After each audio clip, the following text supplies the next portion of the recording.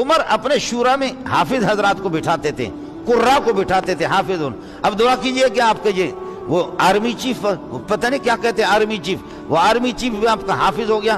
خدا کرے، اللہ کرے کہ وہ قرآن کو بدنام نہ کرے.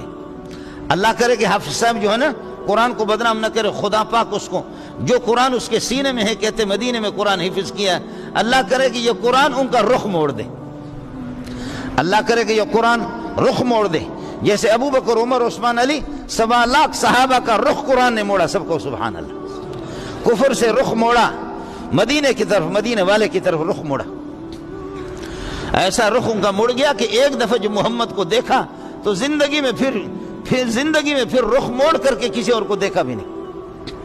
جن کی نگاہ محمد پر پڑی، جن کی نگاہ قرآن پر پڑی، پھر وہ دوسرے طرف کبھی دیکھے بھی نہیں. اللہ اکبر، اللہ اکبر. ایک شخص آیا، حر بن قیس.